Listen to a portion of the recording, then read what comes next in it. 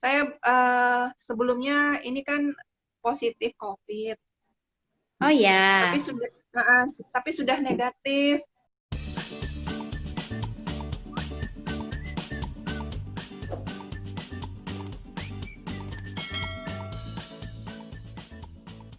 Bismillahirrahmanirrahim. Assalamualaikum warahmatullahi wabarakatuh. Sore ini kita ketemu lagi dengan kegiatan rutin kita, bincang-bincang warna-warni psikosomatik. Selamat bergabung pada teman-teman, adik-adik, ya sahabat semua yang ya mudah-mudahan menunggu jadwal setiap Sabtu sore bincang sore bersama saya, Dr. Arina Widya Murni, spesialis penyakit dalam konsultan psikosomatik. Ya, udah cukup lama ya, hampir 2 bulan kayaknya kegiatan ini kita laksanakan. Sesuai dengan flyer yang saya bagikan, kali ini kita bercerita tentang hubungan pikiran dengan tekanan darah. Ya. Kira-kira di sini ada yang menderita hipertensi nggak sih? Mudah-mudahan belum ya, kalau bisa tidak ya. Ya, data menunjukkan ya, data yang sudah cukup lama sebenarnya ya. Saya dapatkan, sempat saya lihat kemarin itu di 2015 ya. Udah 5 tahun yang lalu Kementerian Kesehatan mengatakan bahwa 1 dari 3 orang di Indonesia itu menderita hipertensi. Tinggi banget kalau pikir 30% ya. Tapi sepertinya iya ya. Sepertinya kita lihat di kondisi kita sehari-hari ya, begitu banyak sekali kita menemukan pasien dengan tekanan darahnya yang di atas normal. Waalaikumsalam dari Efrizal ya. Ketemu kembali di sini. Ya, artinya apa? Ini sesuatu yang harus menjadi perhatian kita. Dan sayangnya faktor stres kadang-kadang terakhir jadi pikiran kita, berpengaruh pada tekanan darah. Mungkin di sini ada teman-teman yang bertugas di layanan primer ya, di klinik atau di puskesmas. Sering ketemu nggak pasien kita yang sudah makan obat tensi ya, mungkin 1 macam atau 2 macam, atau sudah rutin kontrol ke rumah sakit, tapi tekanan darahnya tidak pernah mencapai normal ya. Tekanan darahnya tuh masih juga sekitar 150, 160. Artinya target kita supaya pasien-pasien kita itu mencapai tekanan darah normal itu tidak tercapai ya.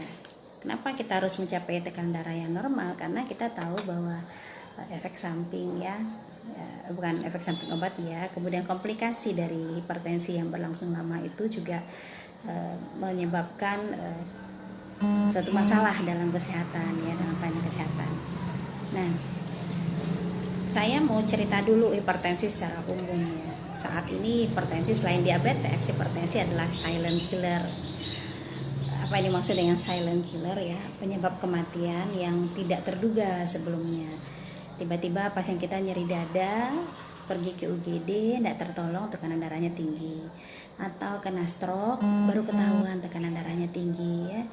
Atau tiba-tiba sudah ketahuan aja gagal ginjal ya, dan harus cuci darah, dan dia tidak tahu sama sekali kalau sudah berapa tahun menderita gangguan dari tekanan darah ini gitu. Ini artinya bahwa secara diam-diam ya, di tubuh orang tersebut sudah terjadi gangguan karena tekanan darah tinggi yang kemudian menimbulkan kerusakan organ-organ penting kita ya, yang ada 4 ya penanda organ penting yang sangat perlu kita jaga ya. Selain pertama otak, kemudian mata, jantung, ginjal, dan keempatnya itu bisa mengalami masalah ketika tekanan darahnya tidak terkontrol dengan baik. Yang dimaksud dengan tekanan darah tinggi itu semua kita sudah tahu, ketika tekanan darah kita berada di angka yang tidak normal ya, mulai dari prehipertensi sampai kemudian hipertensi stage 1 dan stage 2. Jadi kalau penasaran bisa dicari ya klasifikasi tekanan darah tingginya. Nah, di masyarakat kita itu masih beranggapan bahwa kalau sesuai dengan makin tua ya tekanan darah saya biasa aja tuh tinggi. Semakin tua tentu tidak harus sesuai dengan kadar yang ditentukan tersebut, kategori tersebut ya. Wajar aja lah kalau usia ada 60, tekanan darah saya juga 160. Nah, itu sepertinya pendapat yang harus kita koreksi ya, karena bagaimanapun tekanan darah tinggi itu akan berpengaruh pada 4 organ target tersebut. Nah, penderita hipertensi ini sebenarnya tidak berdiri sendiri ya, sering dikenal dengan istilah sindrom metabolik ya. Jadi penderita hipertensi itu juga akan diiringi dengan gangguan dari glukosa, jadi penderita diabetes itu cenderung. Oke. Nah, Bunda sekarang mau cerita nih ya, kenapa penting sekali untuk mengontrol tekanan darah, karena memang bagian tubuh kita ini banyak sekali jaringannya ya, aliran pembuluh darah itu semuanya terkait sangat dengan tekanan darah. Jadi hanya rambut dan ujung kuku, lagi-lagi ngomong kayak gitu ya, hanya rambut dan ujung kuku yang tidak terpengaruh oleh tekanan darah. Nah, kalau begitu artinya apa ya? Tekanan darah yang tidak terkontrol tentu saja berujung pada gangguan atau komplikasi yang berat seperti misalnya penyakit jantung, koroner ya. Serangan jantung sering terjadi pada orang dengan terjadinya pengerucutan, penyempitan sesaat di pembuluh darah jantung dan kemudian jantungnya bermasalah ya, terjadi iskemik, penyempitan ya. Dan rata-rata kalau udah usia 30-an ya, sekarang cenderung lebih muda ya, dinding pembuluh darah itu sudah cukup banyak mengecil karena penumpukan lemak, dan ini ketika tekanan darah tingginya muncul maka semakin kecil lah aliran darahnya, semakin menyempit maka lepaslah trombus ya, sehingga akhirnya terjadi penyempitan dan kemudian otot jantungnya kekurangan darah. Nah, itulah serangan jantung. Yang berjalan cukup lama adalah terjadi pengkerutan di ginjal ya. Jadi ginjalnya mengkerut dan tidak berfungsi lagi, terpaksalah kita memakai metode pengganti fungsi ginjal, yaitu dengan cuci darah ya. Kalau mungkin kan, kalau mampu ya sampai transplantasi. Ya alhamdulillah sih, ada syukurnya juga di Padang sudah bisa ya, di Rumah Sakit Jamil sudah berapa kali dilakukan transplantasi ginjal. Ya tentu saja kita tidak berharap mencoba itu, tapi setidaknya masih ada peluang sekarang pengobatan sudah sampai pada transplantasi di daerah kita. Kalau dulu ke Jakarta ya, atau ke daerah ke luar negeri malah, itu pun bagi orang-orang tertentu. Sekarang alhamdulillah sudah ditanggung oleh asuransi kesehatan. Yang ketiga yang kemungkinannya lagi adalah serangan penyempitan di otak ya. Penyempitan di otak ya ujungnya stroke ya, bisa stroke iskemik atau perdarahan. Nah, hipertensi seringnya pecah pembuluh darah otaknya sehingga terjadi perdarahan, dan itu semua tentu saja berujung pada mortality atau kematian yang tinggi. Nah, kira-kira takut nggak sih dengar ini? Cemas nggak? Oke, boleh ya bergabung kalau ingin video bareng ya, diskusi di sini. Ini ada yang nanya nih, dok, mata minus tapi nggak pakai kacamata, apakah berpengaruh ke tensi tinggi? Oke. Jadi tekanan darah tinggi itu juga berpengaruh pada mata. Ada istilah namanya retinopati hipertensi. Nah, itu terjadi karena memang aliran darah ke sana terhambat ya. Karena pembuluh darah ke mata itu kita tahu ya, pembuluh darah kecil ya. Jadi akhirnya terjadilah kekurangan oksigen di sana sehingga akhirnya mata kita akan mengalami gangguan. Apakah sama dengan mata kabur karena kacamata? Tentu berbeda ya. Kalau kacamata itu terjadi karena kekeruhan dari lensa. Nah, kekeruhan lensa masih bisa kita koreksi ya, masih bisa pakai kacamata. Tapi pada retinopati hipertensi sama dengan retinopati diabetes, karena diabetes itu susah untuk dikoreksi. Nah, ini kayaknya jadi berita pertakut ya. Ada yang merasa cemas mendengar ini? Oke, saya mau kasih tahu ya, justru cemas itu yang bikin tekanan darah kita naik lagi. Cemas kali Bunda, oh jangan ya, karena pasti ada caranya, ada jalan keluarnya. Saya ngasih tahu ini sebenarnya begini, prinsipnya supaya kita tidak cemas dengan penyakit, kita harus belajar apa sih sakitnya itu, gitu. Benar nggak sih gitu? Kenapa sih bisa seperti itu? Terus gimana cara mengatasinya? Gimana cara gimana cara supaya tidak terkena hipertensi seperti itu ya? Bukan malah takut kemudian menghindar. Ya, sama lah dengan kasus COVID. Ibu Nas sering bilang, kalau takut terpapar oleh virus, mesti mengerti virus itu perilakunya seperti apa ya. Dia itu nggak bisa jalan sendiri, yang membawa dia jalan itu justru kita. Dia berpindah karena cipratan air ludah kita karena droplet ya. Kalau kita nggak hambat dengan masker ya berbebaslah dia di udara bebas ya. Jarak 30 cm dia kalau gitu. Kalau bicara kayak gini ya jarak 30 cm, 50 cm terpapar. Tapi kalau batu bersin bisa sampai 2 meter. Coba kalau kita nggak pakai masker. Jadi kalau kita kenal sifatnya, kita jadi tahu, oh saya kayaknya harus jaga jarak dan pakai masker. Terus kenapa juga harus cuci tangan pakai sabun misalnya ya, karena lemak menutupi dia tuh lemak. Jadi ketika dicuci tangan kita pakai sabun ya dia pasti luruh lah, nggak terpakai, nggak bisa lagi menimbulkan masalah ke kita. Sama dengan ini, jangan takut dengan tekanan darah tinggi, justru hipertensi itu mesti kita pahami. Kiki ya, kapan buka praktek di Siti Rahmat Rumah Sakit Unan lagi Ibu?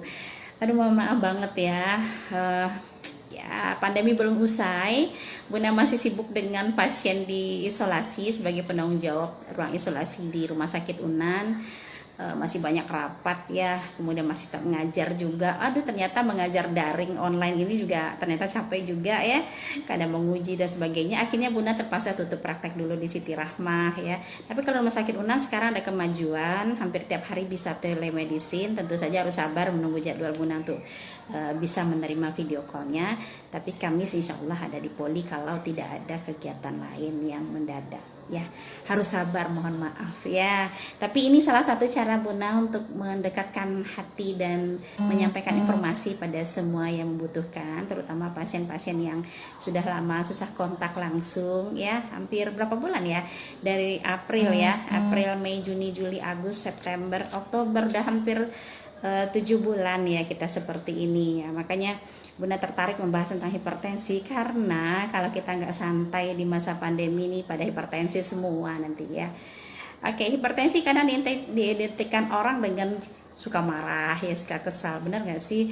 Sebenarnya nggak ada hubungannya ya, orang nggak hipertensi juga bisa marah ya, tapi memang marah, emosi bisa memicu salah satu terjadinya peningkatan tekanan darah.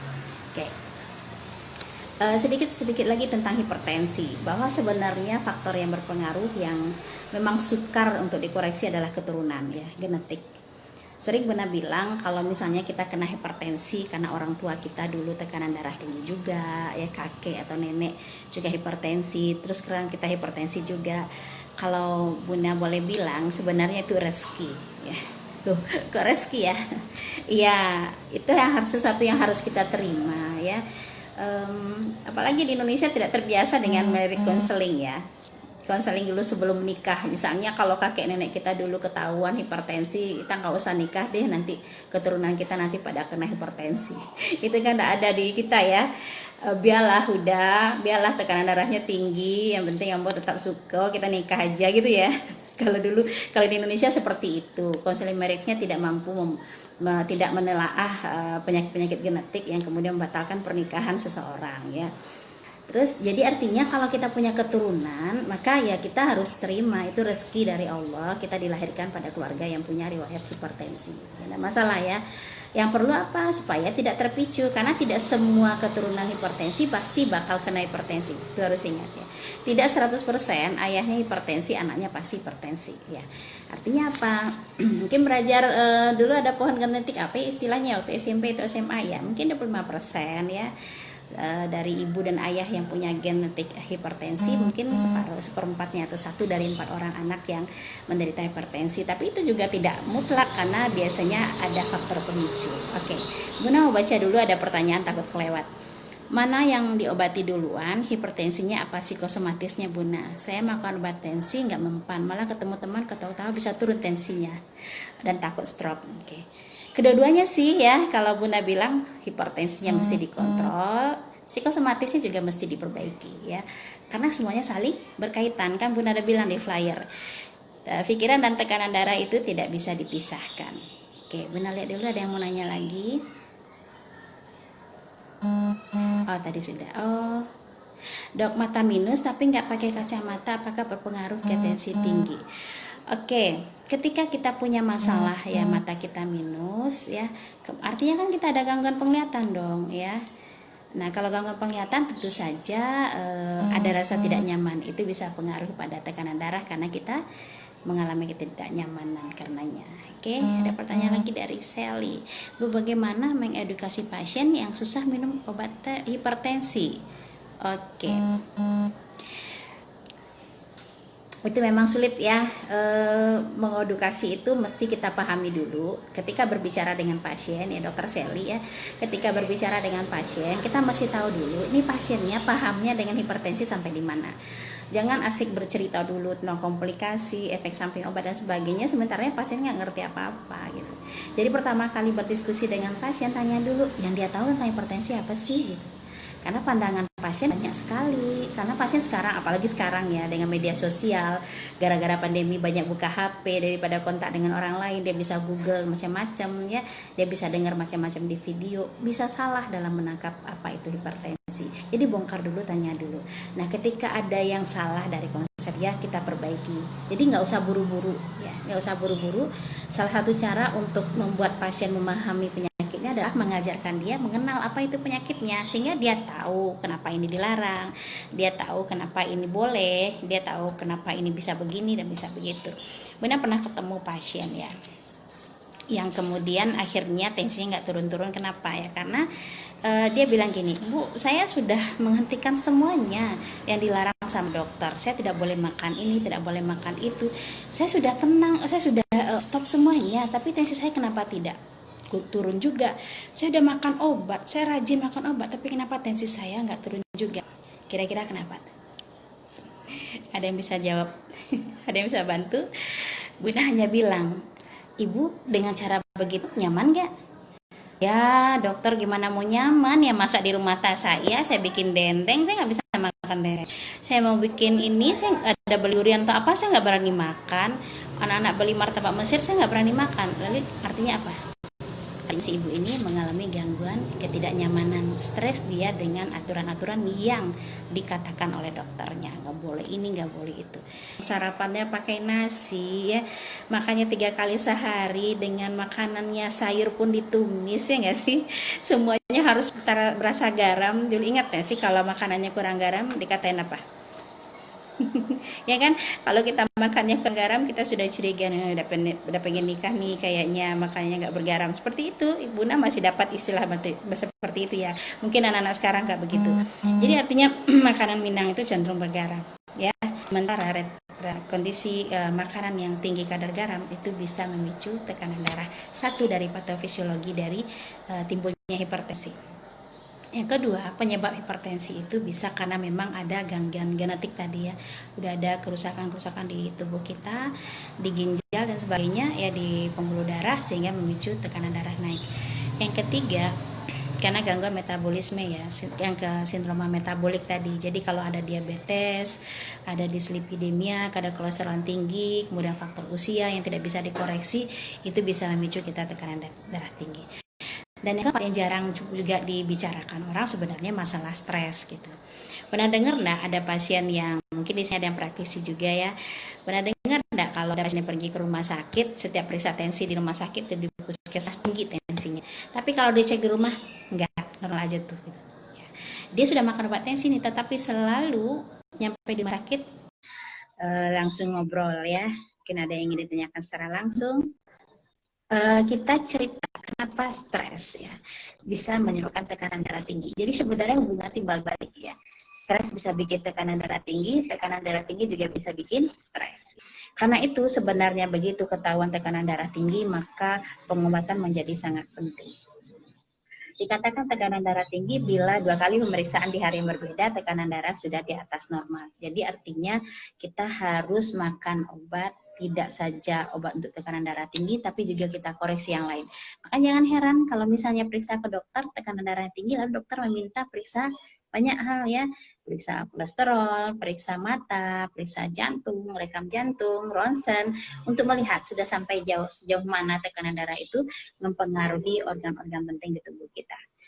Seperti Bunda bilang dari awal, hipertensi itu silent killer. Jadi artinya gejalanya tidak jelas, tapi tensinya sudah naik, itu bisa menyebabkan lanjutan-lanjutan yang tadi. Organ tubuhnya bisa bermasalah tanpa disadari. Nah, lalu Ibu Bunda bilang kan tadi hubungan timbal balik ya, begitu kita stres, kita bisa mengalami tekanan darah. Nah, ketika kita mengalami hipertensi itu ternyata juga bisa memicu tekanan emosional yang tinggi. Orang dengan hipertensi setidak-tidaknya gejala minim yang dirasakan adalah sakit kepala. Ya. Sakit kepala, penyempitan pembuluh darah di otak, akan menyebabkan oksigen di otak kurang sehingga terjadilah gangguan seperti nyeri kepala. Ya, kemudian bisa juga nyeri dada ya, yang kemudian bisa gangguan di pembuluh darah yang di bawah ya, gangguan di mungkin dingin, kaki terasa lebih dingin ya, mungkin kesemutan dan sebagainya karena penyempitan pembuluh darah ke arah kaki. Nah, ini tentu saja akan menimbulkan rasa tidak nyaman. Rasa tidak nyaman ini yang mempengaruhi suasana hati kita, memicu lagi peningkatan hormon stresnya, memicu lagi terjadi penyempitan pembuluh darah, sehingga muter bolak-balik di situ saja, ditambah dengan kekhawatiran risiko efek komplikasi. Orang yang ketika diberitahu dia hipertensi, pasti pikirannya kecemasan yang tinggi itu akan membuat dia berpikir, jangan-jangan sebentar lagi saya kena serangan jantung. Jangan-jangan sebentar lagi nanti aku berakhir dengan cuci darah. Jangan-jangan kemudian aku akan kena stroke.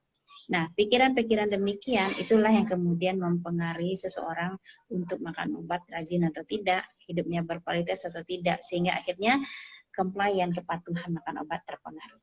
Nah, itulah rentetannya kenapa Bunda bilang bahwa hipertensi itu dipengaruhi stres, dan stres itu bisa dipengaruhi oleh stres itu bisa dipengaruhi kondisi hipertensi sekarang. Saya ketawa karena ini ada Aisyah ya, beres kuliah pindah ke sini. Ibu belum tutup tuh Zoom-nya. Oke, karena ini rutin terpaksa memang harus berbagi ya.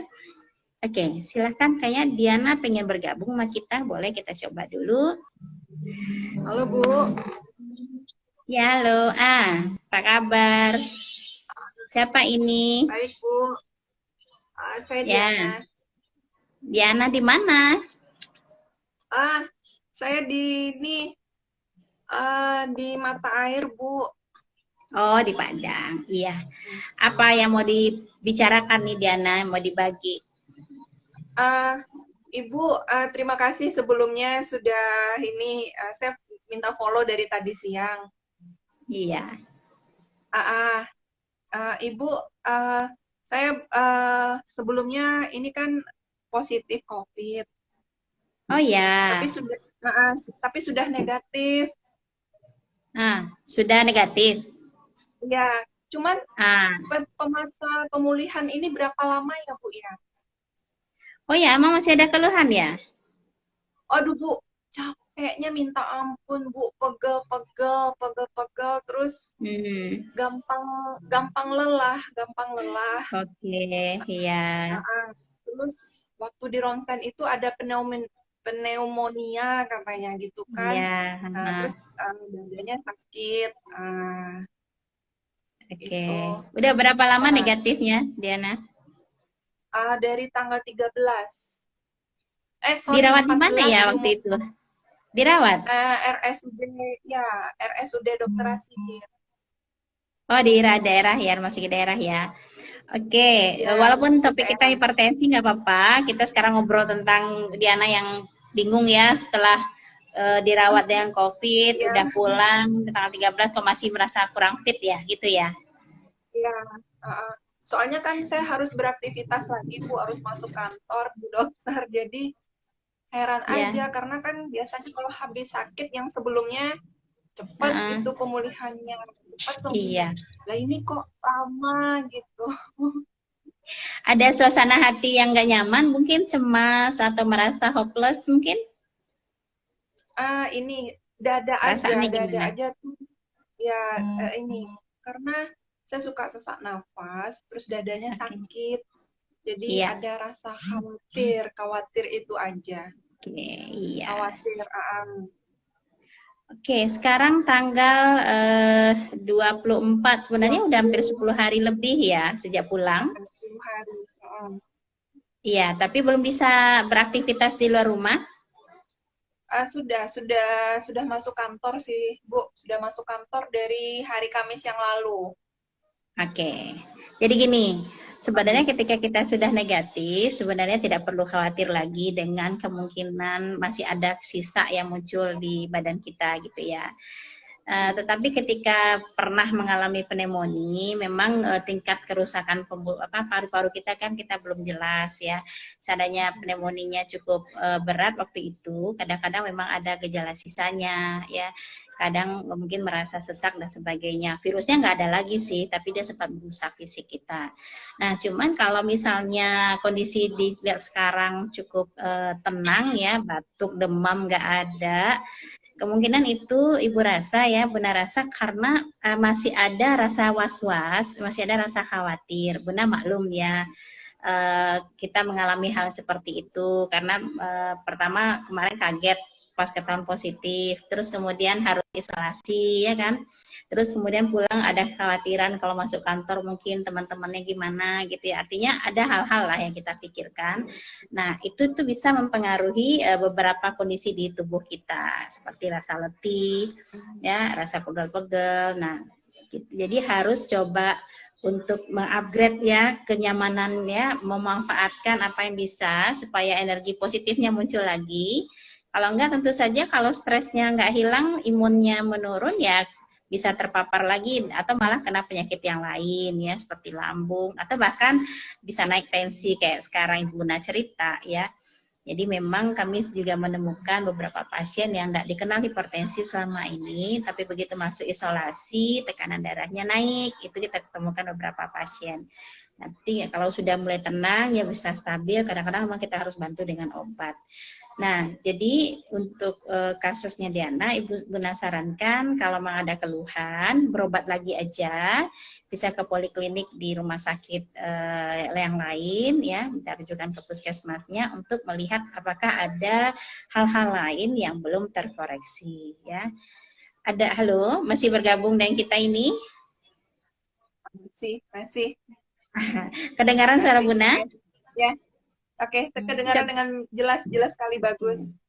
Ya, jadi tahapnya setelah ini konsultasi ke dokter untuk mencari tahu, mungkin saja ini bukan karena COVID-nya lagi ya, karena faktor yang lain. Nah, kita harus selesaikan. Yang jelas jangan terpikir lagi kekhawatiran itu jangan-jangan nih virusnya masih ada, misalnya seperti itu ya. Kalau memang gejalanya tidak seperti dulu, misalnya demam, batuk dan sebagainya, ya mudah-mudahan tidak ada lagi. Nah, artinya setelah ini kan memproteksi diri lebih pintar ya, lebih semangat ya, dan kemudian ya jangan lupa jaga jarak, pasang masker dan sebagainya.